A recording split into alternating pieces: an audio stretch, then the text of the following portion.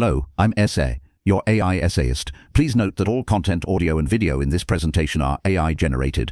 As AI can sometimes produce inaccuracies, I encourage you to verify any factual information presented. With that in mind, let's begin. It was raining. Gigantic ferns leaned over us. The forest drifted down a hill. I could hear a creek rushing down among rocks. And you ridiculous people, do you expect me to help you? These are the opening words of Denis Johnson's 1992 collection, Jesus' Son, and they announce, with the force of a revelation, the arrival of a literary voice entirely new in its cadence and concerns. The declaration is at once an invocation of a lush, almost primeval American landscape and an immediate confrontational address to the reader. The voice is weary, detached, yet possessed of a startling, hallucinatory clarity. Here, in these first few lines, is the essential intellectual problem that Johnson's early masterpiece sets out to solve. How does one create a faithful cartography of a consciousness shattered by addiction, poverty, and a profound spiritual desperation? How can literature render the experience of the outcast, the addict, the petty thief, with a precision that honors the raw data of their perceptions, foregoing the easy consolations of sentimentality or the distance and effective moral judgment? Johnson's solution was a radical act of literary synthesis. He constructed a new vernacular for the American down and out, a style that possessed the skeletal economy of Raymond Carver's prose while pulsing with the lyrical, visionary intensity of the prophetic books of the Old Testament. The direct formal inheritance from Carver is undeniable. The clipped syntax,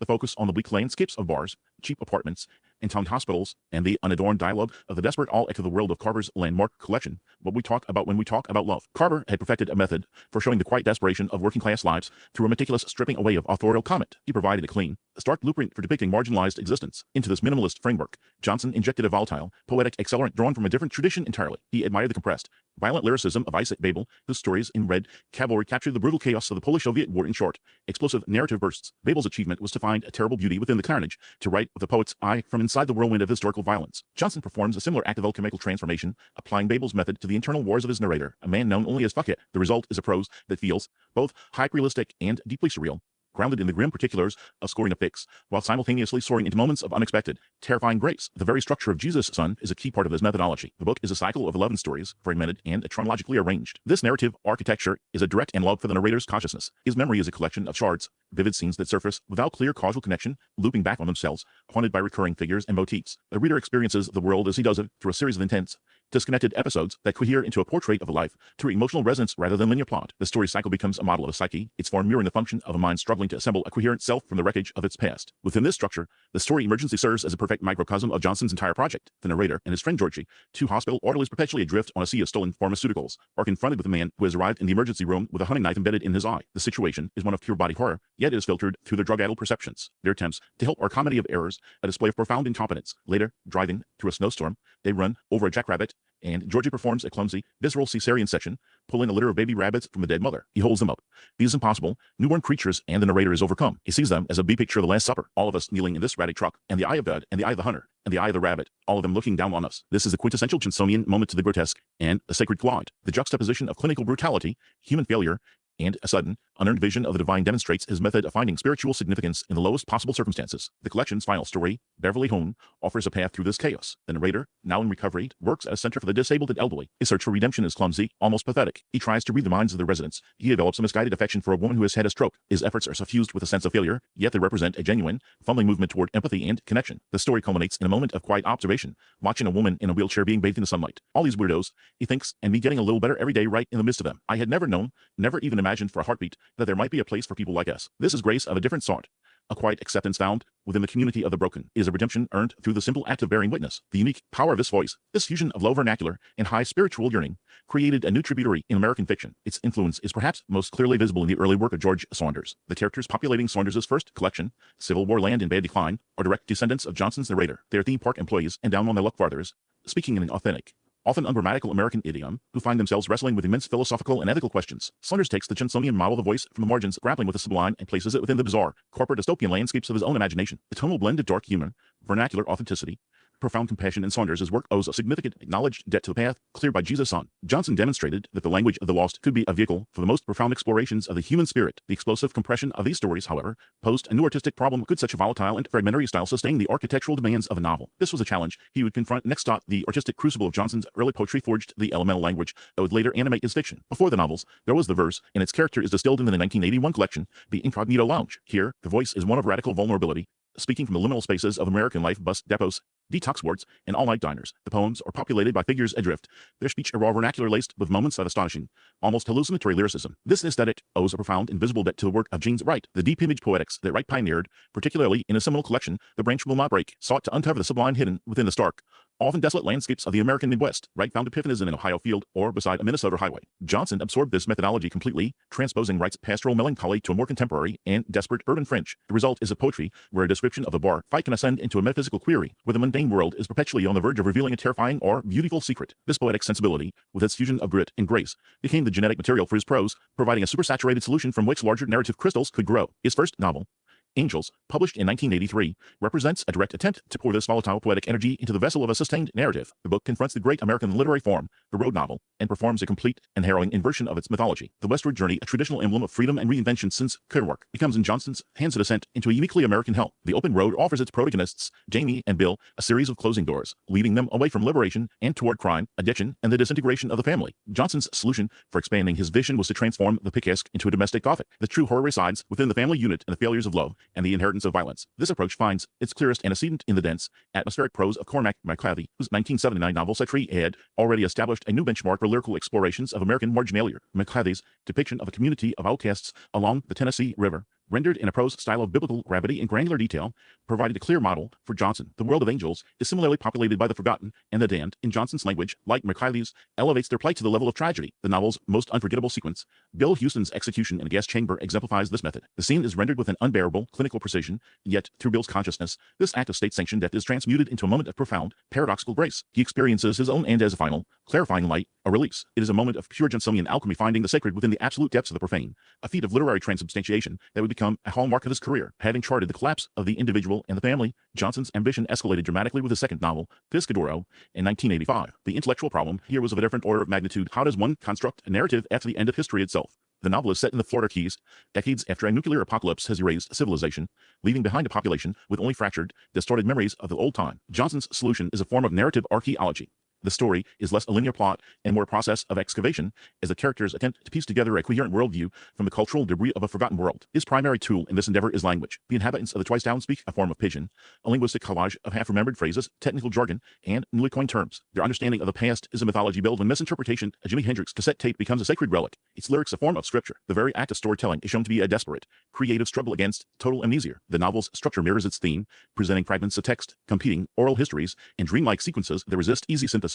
This radical approach to post-disaster fiction, where the breakdown of language itself becomes the central subject, was profoundly influential. It stands as a key precursor to the work of later experimental writers like Ben Marcus. The obsessive focus in Marcus's fiction on language as a physical, almost biological system in a world undone by catastrophe owes a clear conceptual lineage to the pioneering linguistic world-building of Piscadoro. These two early novels represent distinct yet complementary solutions to the challenge of scaling a poetic vision to the expansive canvas of fiction. One turns the conventions of realism inward to explore the dark interiors of the American family. The other explodes outward into speculative fiction to probe the very foundations of memory and culture. They are works of immense risk and formal daring, demonstrating a restless intellect, unwilling to settle on a single mode of expression. They also laid the groundwork for a far more monumental undertaking. The experience gained in chronicling personal disintegration in Angels and societal ruin in Piscadoro prepared him for a subject that encompassed both the sprawling, morally ambiguous, and nation-defining trauma of the Vietnam War. To capture that conflict would require a new synthesis, a literary architecture capable of housing the intimate psychological truths of his early work within a vast, polyphonic, and historical epic. The profound explorations of personal disintegration in Angels, and societal collapse in Piscadoro,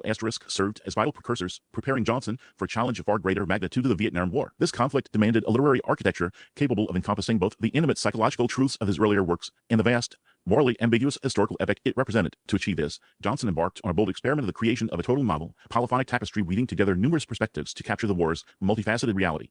Tree of Smoke is 2007 National Book Award winner, stands as a testament to this ambition. The central problem Johnson addressed was the inadequacy of soldier-centric narratives to fully represent the Vietnam War. Existing works frequently focused on individual experiences, neglecting the broader political, ideological, and psychological landscape that shaped the conflict. Johnson's solution was a deliberate departure from traditional narrative structures. Instead of a single protagonist, Tree of Smoke presents a sprawling cast of characters, their lives intricately interwoven, their perspectives offering fragmented glimpses into a chaotic and morally ambiguous reality. The novel's structure mirrors the war itself, a complex, multifaceted event defying simple explanation or singular interpretation. Johnson's methodology is as crucial as his ambition. He employs intelligence and counterintelligence plots as a powerful metaphor for the epistemological uncertainty of the war. The constant shifting of allegiances, the deception and betrayal, the blurring of lines between friend and foe, these elements reflect the pervasive ambiguity at the heart of the conflict. The novel becomes a wilderness of mirrors, reflecting the distorted and fragmented nature of truth within the war's chaotic context. This is not merely a stylistic choice, it is a deliberate attempt to capture the elusive nature of historical truth itself. A key example of this methodology lies in the philosophical dialectic between Skip Sands, a CIA operative, and his uncle, Colonel Sands, a figure whose actions and motivations remain shrouded in ambiguity, Skip's journey through the labyrinthine world of espionage mirrors the war's inherent uncertainty. He struggles to discern truth from falsehood, loyalty from betrayal, and his uncle's influence underscores the problematic nature of inherited ideologies and the difficulty of escaping preconceived notions. The contrast between the pragmatic, often cynical, worldview of Skip and the more romanticized, myth-making perspective of his uncle highlights the complex interplay of personal experience and ideological narratives in shaping perceptions of the war. This detailed portrayal avoids simplistic characterizations, instead presenting a nuanced exploration of the complexities of human behavior under extreme pressure. The novel's ending further exemplifies Johnson's rejection of traditional narrative closure. The ambiguity of the resolution reflects the unresolved nature of the war itself. There is no neat resolution, no triumphant victory, no clear-cut moral judgment. Instead, the reader is left to grapple with the lingering consequences of the conflict, the enduring psychological scars, and the persistent uncertainties that define the aftermath of war. This deliberate echelon of closure is a powerful statement about the ongoing relevance of the Vietnam War's legacy and the enduring challenges of understanding its profound impact. The literary DNA of ** Tree of Smoke * reveals a direct engagement with earlier works. Graham Greene's * The Quiet American *, with its exploration of espionage and moral ambiguity in Southeast Asia, served as a clear model. Similarly, Robert Stone's * Dog Soldiers *, which blends thriller elements with profound meditations on the psychological toll of war, provides a further point of reference. These novels, along with the foundational influence of Joseph Conrad's * Heart of Darkness *, provide a backdrop against which Johnson's unique approach can be understood. The journey into a literal and psychological jungle, a recurring motif in these works, finds a powerful echo in Johnson's own exploration of the Vietnam War's devastating impact. * Tree of Smoke's * impact is evident in the work of subsequent writers. Phil Klay's * Redeployment *, a collection of short stories dealing with a contemporary American military experience, directly acknowledges Johnson's influence. Klay's portrayal of the complex moral landscape and the bureaucratic machinations of modern warfare shows a clear debt to Johnson's approach. In * Tree of Smoke *, the way Klay captures the psychological complexities of soldiers returning from war, the moral ambiguities they confront, and the institutional structures that shape their experiences, all bear witness to the enduring influence of Johnson's pioneering work. This influence is not merely stylistic. It extends to the very conception of how to portray the profound and multifaceted realities of modern warfare. Klay's work stands as a powerful example of the lasting legacy of Johnson's innovative and ambitious novel. The novel's lasting impact is a testament to its originality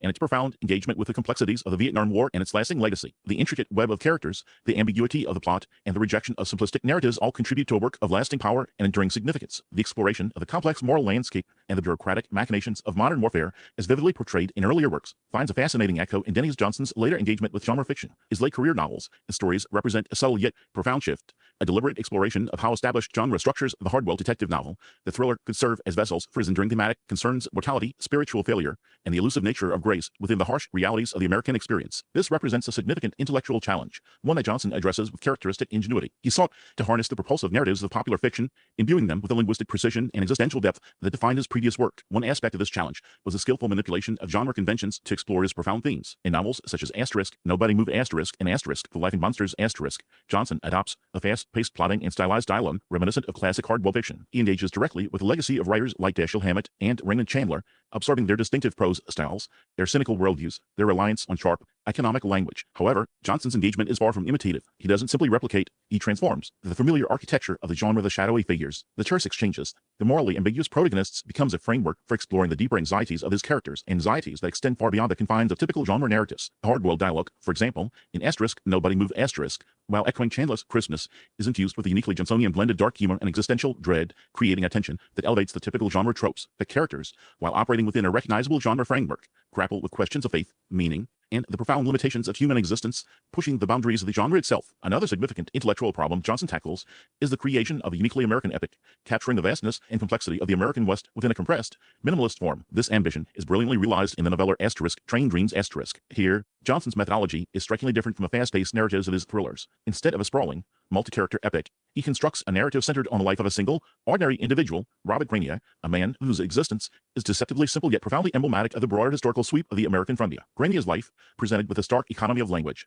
becomes a synecdoche for the entire arc of the West's rise and fall, its triumphs and tragedies. This formal strategy, a powerful example of compression and symbolic representation, is reminiscent of Michael Ondarch's * collected works of Billy the Kid *, a work that similarly compresses the life of a legendary figure into a concise, evocative narrative. Both Johnson and Ondarch demonstrate a mastery of form, using the limitations of brevity to achieve a powerful resonance, elevating their subjects to mythic proportions. The elegant tone of * Train Dreams * is crucial to its success. It isn't merely a recounting of a life, it is a meditation on the passage of time, the fleeting nature of memory, and the enduring power of human experience. The seemingly simple events of Grenier's life, his work, his relationships, His encounters with nature are imbued with a profound sense of mythic significance, making his light story a microcosm of the broader American narrative. This quiet power, this ability to find the epic within the ordinary, is a testament to Johnson's unparalleled skill as a writer. The novella's impact transcends its genre. It is a profound reflection on the American experience, its triumphs, losses, and enduring mysteries. Johnson's influence on subsequent generations of writers is undeniable. His work, particularly his later forays into genre fiction, has provided a model for contemporary authors who seamlessly blend literary ambition with the conventions of popular genres. Authors like Patrick DeWitt,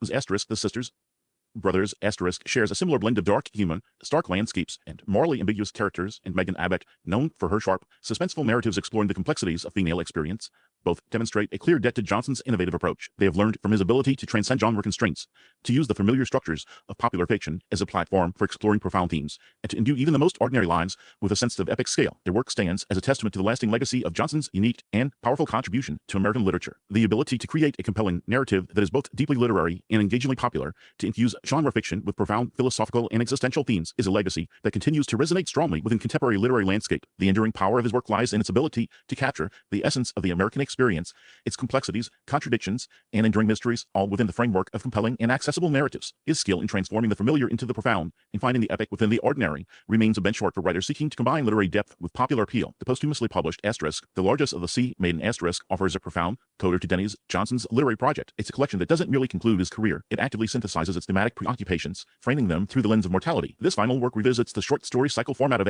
Jesus, Son, yet employs a distinct methodology, imbued with a deeper self-awareness and elegiac tone. The narrator, older and wearier, reflects on a life lived on the edge, a life marked by both profound despair and unexpected grace. The title story itself serves as a microcosm of this overarching theme. It's a tale of aging, of confronting the limitations of the body and the inevitable approach of death. The protagonist, a man grappling with illness and loss, finds solace, however fleeting, in the beauty of the natural world. This is a recurring motif in Johnson's work, the juxtaposition of human fragility against the indifferent grandeur of nature. Here, though, the starkness is tempered by a hard-won acceptance, a sense of peace found not in denial, but in a quiet acknowledgement of life's ephemeral nature. This acceptance, however, is far from passive resignation. It springs from a deep engagement with the world's complexities, a refusal to shy away from its harsh realities. The story's power stems from its precise rendering of emotional nuance. Johnson masterfully avoids sentimentality, instead relying on stark imagery and understated prose to convey the depth of the protagonist's feelings. The language is spare, yet evocative, mirroring the protagonist's own emotional landscape, a landscape both haunted and strangely beautiful. This stylistic choice reflects a deliberate evolution from the raw, almost chaotic energy of Jesus, Son, the prose, while retaining its characteristic intensity, displays a newfound precision,